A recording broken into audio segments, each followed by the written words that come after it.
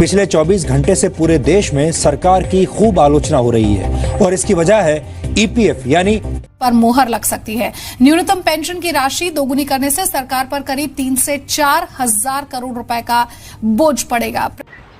नमस्कार दोस्तों, वंदे मातरम। स्वागत है आपको हमारे YouTube चैनल में। आपको डिटेल के साथ ईपीएस के बारे में जानकारी मिलेगी, वो भी ताज़ा अपडेट जो अभी हाल फिलहाल की जो ताज़ा अपडेट निकल कर सामने आ रही है वही आपको बता रहे हैं। तो बने रहे हमारी वीडियो में शुरू से अंत तक। आपको डिटेल के साथ ईपीएस 95 के बारे में जानकारी मिलेगी, वो भी ताज़ा अपडेट जो कर्मचारियों के लिए बड़ी खबर। पेंशन और सैलरी में होगा बम्पर इजाफा। सरकार ने एक बहुत बड़ा फैसला भी लिया है कि आपकी सैलरी बढ़ाई जाएगी।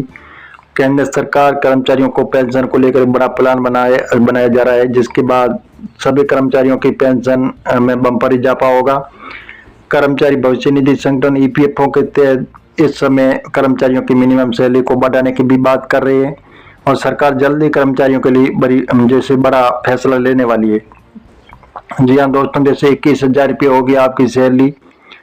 बता दें इस समय कर्मचारी की मिनिमम सैलरी 15,000 रुपये, जिसको बढ़ाकर 21,000 रुपये कर दिया जाएगा। और कर्मचारी की मिनिमम सैलरी बढ़ाने के बाद पेंशन में भी इजाफा होगा। मीडिया रिपोर्ट के मुताबिक कर्मचारी की मिनिमम सैलरी में इजाफा होने से पेंशन में भी बढ़ोतरी होगी। 2014 में बढ़ी थी मिनिमम सैलरी। केंद्र सरकार ने आखिरी बार मिनिमम सैलरी इजाफा साल 2014 में किया था। फिलहाल अब एक बार फिर से सरकार कर्मचारियों का वेतन बढ़ाने का प्लान बना रही है। अगर सैलरी बढ़ेगी तो पेंशन पीएफ का हिस्सा भी बढ़ जाएगा। सरकार के मिनिमम सैलरी बढ़ाने से कर्मचारियों को जीरो प्रॉफिट फंड में भी योगदान बढ़ेगा। और कितना हो जाएगा पीएफ का कंट्रीब्यूशन।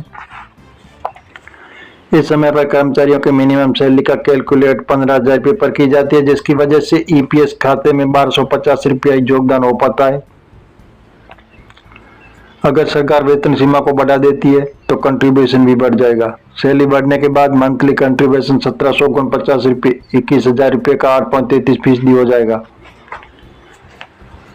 जी हाँ दोस्तों, इस प्रकार की जो निकल कर खबर आ रही है सामने, बहुत अच्छी खुशखबरी आ रही है। जो आपके पेंशन को लेकर सरकार बहुत बड़ा आपको फायदा देने की तैयारी कर रही है, जो आपको बहुत अच्छी लाभ मिलेगा। और ओल्ड पेंशन स्कीम कर्मचारियों को भी सरकारी कर्मचारियों को आई मौज लागू हुई। पुरानी पेंशन योजना कैबिनेट ने दी मंजूरी। सरकारी कर्मचारियों की मौज है, सरकार ने पुरानी पेंशन को लागू कर दिया है। अब लंबे समय से कर्मचारी इस तरह की डिमांड की जा रही थी, सरकारी कर्मचारियों के लिए बड़ी खुशखबरी आ रही है। पुरानी पेंशन योजना को लागू करने का ऐलान कर दिया जाएगा और कैबिनेट की मीटिंग में अप्रूवल के बाद भी ऐलान भी किया जा सकता है। कर्मचारी पुरानी पेंशन योजना हो सकती है लागू। हम मीडिया आधारित आपको बता रहे हैं, सरकार से ऐसी कोई घोषणा नहीं हुई है। आप ऑफिशियल वेबसाइट पर जाकर इसकी जानकारी ले सकते हैं। सरकार के ऐलान के बाद कर्मचारियों को बड़ा फायदा होगा। एनपीएस से ज्यादा ओपीएस में फायदा। दरअसल राज्य स्तर पर ओल्ड पेंशन स्कीम को लेकर लगातार आंदोलन भी चल रहे हैं। इससे पहले जैसे ओल्ड पेंशन स्कीम लागू कर चुकी है, तो आपको बता दें कि सरकार ने नई पेंशन योजना के तहत कर्मचारियों को नियुक्ति किया गया है। इससे पुरानी पेंशन स्कीम के मुकाबले कर्मचारियों को बहुत कम फायदा होता है। इसी प्रकार जो तहत सेवानिवृत्त होने के बाद पैसा मिलेगा तो सरकार को टैक्स चुकाना पड़ेगा। और यानी पुरानी पेंशन के 3 बड़े फायदे। ओपीएस यानी पुरानी पेंशन योजना वह पेंशन योजना थी जिसमें पेंशन अंतिम ग्राउंड सैलरी के आधार पर बनती थी। पुरानी पेंशन योजना में महंगाई दर बढ़ने के साथ डीए महंगाई भत्ता भी बढ़ जाता था। आपको बता दें कि जब सरकार नया वेतन आयोग लागू करती है तो इसमें पेंशन में बढ़ोतरी होती है। इस प्रकार जो अच्छी न्यूज निकल कर सामने आ रही है, अभी हाल फिलहाल की जो ताजा अपडेट बताई जा रही है।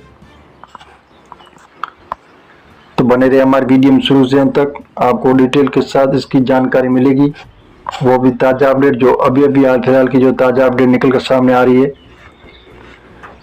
पेंशन के लिए खुशखबरी आ रही है, जैसे पेंशन में होगी 8,500 रुपये की बढ़ोतरी।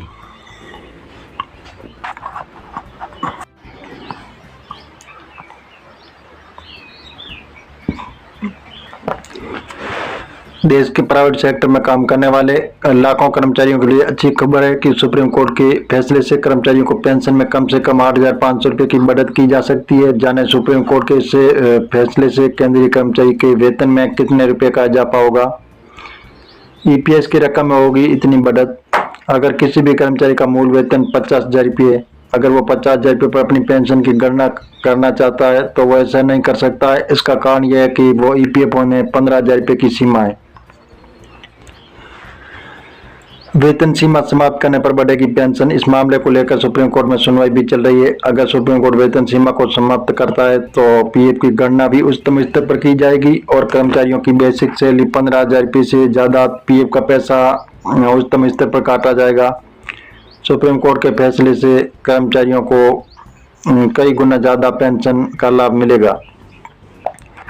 जी हाँ दोस्तों, जो आपको बताएं कि ईपीएस 95 पेंशन धारक है उनके लिए बहुत ही अच्छी खुशखबरियां निकलकर सामने आ रही है। अभी आपको बहुत अच्छा लाभ होने वाला है।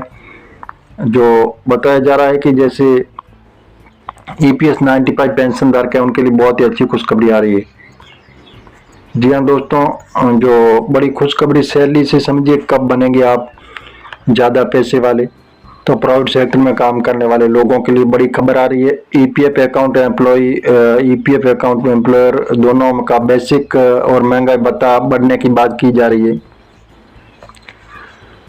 अगर ऐसा होता है तो कर्मचारियों को डबल ब्याज का फायदा मिलेगा। हर साल ईपीएफ अकाउंट में जमा राशि पर सरकार ब्याज देती है।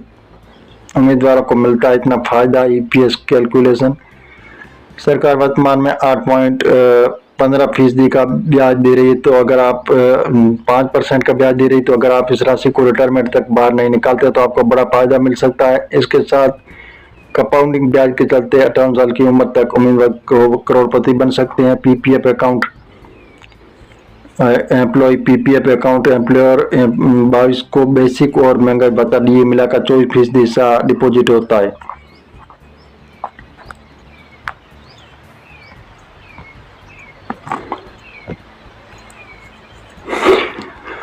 जी हाँ दोस्तों, ईपीएफ अकाउंट बेसिक सैलरी होगी दुगुनी और बताया जा रहा है कि ईपीएफ अकाउंट में जो राशि पेंशन फंड में जाती है उस पर कोई ब्याज नहीं मिलता है। हर महीने सैलरी स्लिप में उम्मीदवार देख सकते हैं कि आपकी बेसिक सैलरी और डीए में कितना। कर्मचारियों की basic salary plus DA 12% EPF account में जाता है। दोनों फंडों को मिलाकर जो पैसा इकट्ठा होता है वो ब्याज मिलता है, लेकिन इसका फायदा ये है कि होने से ब्याज भी डबल हो जाता है।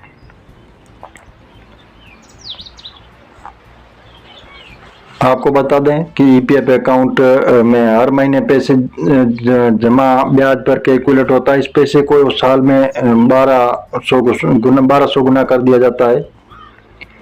जैसे मूल वेतन 15,000 रुपये प्रति माह से अधिक है तो इन कर्मचारियों को अब राशि का योगदान भी जारी रखने के लिए नियोक्ताओं को ईपीएफ की संयुक्त घोषणा देनी होगी। और संशोधनों में से एक को रद्द कर दिया जिसमें कर्मचारी 15,000 रुपये प्रति माह से अधिक वेतन पर 1.16% योगदान दे सकना आवश्यक है।